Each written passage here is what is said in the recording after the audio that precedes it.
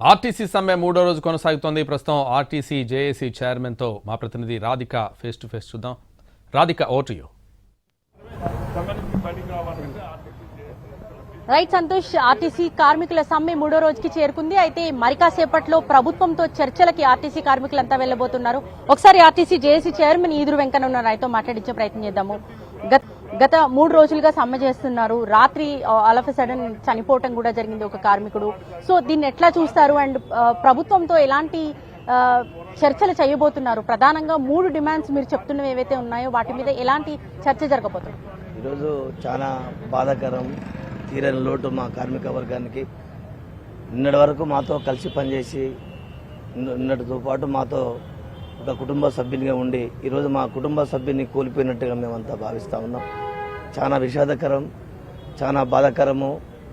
వారి మరణం పట్ల మేమంతా తీవ్ర సంతాపం వ్యక్తం చేస్తూ జేఏసీ రాష్ట్ర కమిటీ పక్షాన వారికి శ్రద్ధాంజలి ఘటిస్తూ వారికి నివాళులు అర్పిస్తూ జోహార్లు అర్పిస్తున్నాం. ఒకటే విషయం చెప్తున్న కార్మిక వర్గానికి, ఈ శంకర్ గౌడ్ మరణమే చివరి మరణం కావాలే తప్ప ఎవరు కూడా తొందరపడి ఎలాంటి అగత్యాలు చేసుకోవద్దు, క్షణికావేశానికి లోను కావద్దు. జేఏసీ మీకు అండగా ఉంటుంది. మీ సమస్యల పరిష్కారానికి ఎక్కడ కూడా తల వంచకుండా ప్రభుత్వం దగ్గర ఒప్పించి పరిష్కారం చేయించే దిశగా మేమంతా ముందుకు సాగుతాము. కాబట్టి మీరంతా ధైర్యంగా ఉండాలి. ఇలా ఆ కుటుంబ సభ్యులు కూడా మీరు ధైర్యంగా ఉండాలి. మేము చనిపోయిన శంకర్ గౌడ్ను తీసుకురాలేము, కానీ మీకు అండగా ఉండేటువంటి పరిస్థితుల్లో మేము జేఏసీగా మీకు అండగా ఉంటాం. ఆ కుటుంబానికి అన్ని విధాలుగా వారికి ఏ విధంగానైతే మేము సహాయం కావాలనో ఆ విధంగా సహాయం చేయడానికి కూడా మేము వెనుకాడము. అదేవిధంగా ఈరోజు చర్చలకు వెళ్తాం. ఈరోజు అమరుల ఆశయాలు, మా కార్మిక వర్గం ఏదైతే ఆశయ సాధన కోసం వాళ్ళంతా కలత చెంది లోటు ఈ విధంగా మరణాలు చేస్తున్నారో ఆ ఆశయ సాధన కోసం ఇలా ప్రభుత్వ పెద్దలతో మాట్లాడి మా కార్మికుల ఆకాంక్ష ఏదైతుందో దాన్ని నెరవేర్చే విధంగా ఈ మరణాలను ఇంతటితో ఆగే విధంగా ప్రభుత్వం ఆలోచన చేసి మా సమస్యలు పరిష్కరించే దిశగా ఈరోజు చర్చలకు వెళ్లి వారితో చర్చించడం జరుగుతుందని చెప్పి నేను మీతో తెలియజేస్తున్నాను. రైట్, నిన్నటి వరకు కూడా 29 డిమాండ్లు పరిష్కారం చేస్తాము, మిగతా 2-3 డిమాండ్స్ ఏవైతే ప్రధానమైనవి ఉన్నాయో వాటి మీద పెండింగ్ లోనే ఉంచుతాయి, ఇంకా ఆర్థికపరమైన అంశాలు లింక్ ఉన్నాయని చెప్పారు. సో ఇవాళ జరగబోయే చర్చల్లో వాటికి సంబంధించి ఏమన్నా మీరు ఇంకా ఏమైనా ఆల్టర్నేట్ చెప్పే అవకాశం ఉందా? ఇవాళ వాస్తవంగా వేలాది మంది ఇప్పుడు ఆర్టీసీలో పనిచేస్తున్నటువంటి సబ్బండ జాతి అన్ని వర్గాల కార్మికులు కోరుకునేది కూడా ఆ మూడే కాబట్టి ఆ 3 ఖచ్చితంగా ఈరోజు ప్రభుత్వం ఆ 3 అంశాల పట్ల సానుకూలంగా స్పందించి ఆ 3 అంశాలను తప్పకుండా ఈరోజు పరిష్కారం చేయాల్సిందే. అది చేస్తేనే వాళ్ళ అమరుల ఆత్మకు శాంతి చేకూరుస్తుంది.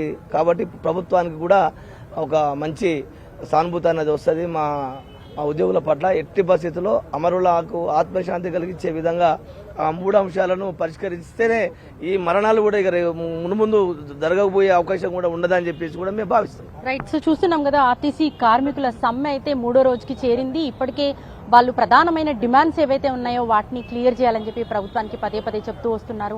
సంయమనం పాటించి రాష్ట్ర వ్యాప్తంగా ఈ సమ్మె శాంతియుతంగా జరగాలి అని చెప్పేసి వాళ్ళు కోరుకుంటూ ఉన్నారు. ఇట్లాంటి ఆత్మహత్యలు ఇంకా రిపీట్ అవ్వకూడదు అంటే ప్రభుత్వం వెంటనే ఈ డిమాండ్స్ ని నెరవేర్చాలి అని కూడా వాళ్ళు చెప్తున్నారు. ముఖ్యంగా విలీన ప్రక్రియ కొనసాగించాలి, అట్లాగే ఆర్టీసీ గుర్తింపు ఎన్నికలు నిర్వహించాలనే ప్రధానమైన డిమాండ్స్ వీళ్ళు చెప్తున్నారు. వీళ్ళకి రావాల్సిన పెండింగ్ బకాయిలు ఏవైతే ఉన్నాయో వాటన్నింటినీ కూడా వెంటనే విడుదల చేయాలని కూడా చెప్తున్నారు. ఈ డిమాండ్స్ ని పరిష్కరించేందుకు ఇవాళ 10 గంటలకు ప్రత్యేక కమిటీ ఏదైతే ఏర్పాటు చేసిందో ఇటు రవాణా శాఖ ప్రిన్సిపల్ సెక్రటరీ, స్పెషల్ సిఎస్, అట్లాగే రవాణా శాఖ కమిషనరు, అట్లాగే ఆర్టీసీ ఎండీ, ఇతర అధికారులతో 4 అధికారులతో ఒక కమిటీ ఏర్పాటు చేయడం జరిగింది. ఈ ప్రత్యేక కమిటీతో ముందుగా చర్చలు జరిపిన తర్వాత ఇటు ఆర్థిక శాఖ మంత్రి, ఉప ముఖ్యమంత్రి బట్టి విక్రమార్క, అట్లాగే పొన్నం ప్రభాకర్ తో వీళ్ళు చర్చలు జరుపుతారు అనేసి ఇప్పటికే ఆర్టీసీ ఆఫీస్ నుంచి బస్ భవన్ నుంచి కూడా అందరూ నాయకులకి కాల్స్ వెళ్లడం జరిగింది. 8 మంది నాయకులు ఈ చర్చలో పాల్గొనబోతా ఉన్నారు. ఈ చర్చలు 10 గంటలకు సచివాలయంలో ప్రారంభం కాబోతా ఉన్నాయి. ఏం జరుగుతుందా అని రాష్ట్ర వ్యాప్తంగా ఒక ఉత్కంఠ అయితే కొనసాగుతుంది. మరోవైపు వరంగల్ అంతా కూడా బంద్కు పిలిపించారు. వరంగల్లో ఒక ఉద్రిక్త వాతావరణం అయితే ఉందని చెప్పుకోవాలి. శంకర్ గౌడ్ మరణం తర్వాత అక్కడ ఒక అలజడి అయితే కొనసాగుతుంది.